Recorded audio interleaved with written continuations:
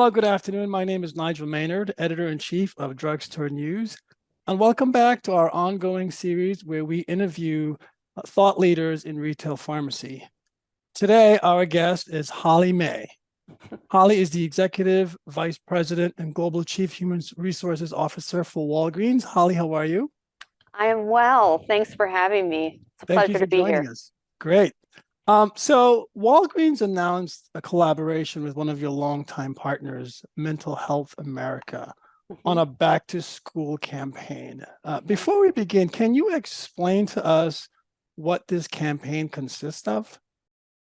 Sure. Well, our partnership with Mental Health America began back in 2016, and we've done some great work together for the communities that we as Walgreens serves. And this year, we're very excited to launch on August 23rd what we're calling the Back to School Toolkit. And this is a grouping of resources, of tools, of various educational materials that we provide to schools, to parents, and to adolescents, the students in school, to support them on their mental health journeys. Okay. Now, from what I read, that part of this program, you're going to be leveraging 800 schools as part of Mhm. what's called Walgreens Expressions Challenge. Can you discuss this effort and how does it factor into the entire program? Well, this mental health toolkit has been published before by MHA, but what we're bringing to it this year is really a network of schools that we have in place across all 50 states and Puerto Rico through what we call our Walgreens Expressions Challenge. So we're leveraging our network to really get the word out, to get this toolkit in the hands of educators, students, and parents. This is really important work at a really critical time when it comes to mental health.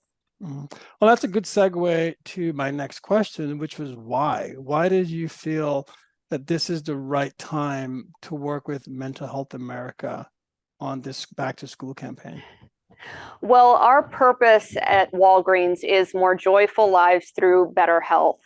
And we are really focused on supporting our customers and our patients, as well as the communities we serve. And we're recognizing that we are in a mental health crisis today. In fact, there was recently a study by the Kaiser Family Foundation where adults were surveyed across the US, 90% of them saying that we are, yes, in a mental health crisis. And that data has been backed by the CDC. So when we think about the parts of our population that are most vulnerable to this, a huge part of that are adolescents today.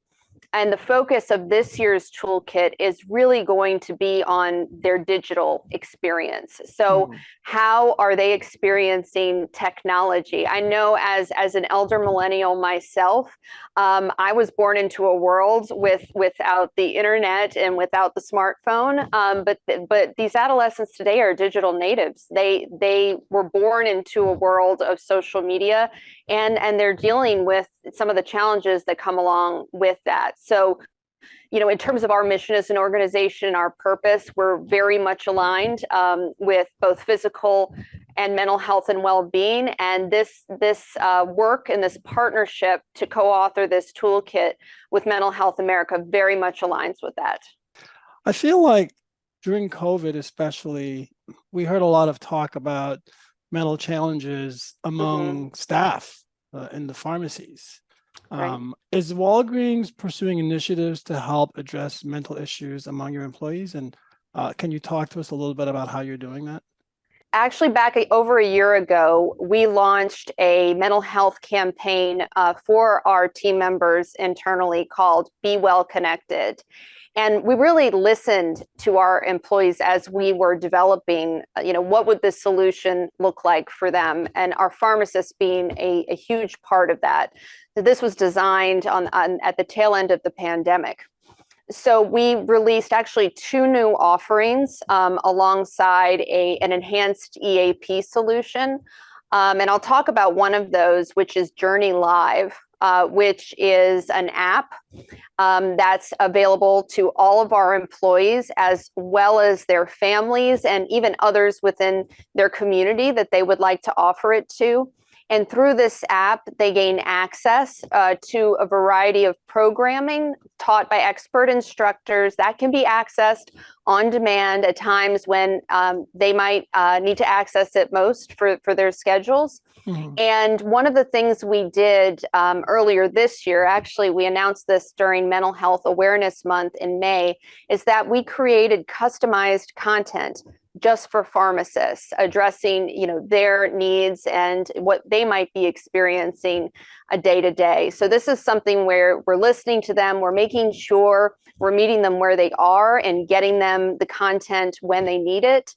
And also making sure we're creating customized content that really delivers what they need. Okay. So the final question has to do with pharmacists as it relates to helping patients with mental issues. Mm-hmm. How is the pharmacist playing a role in that effort?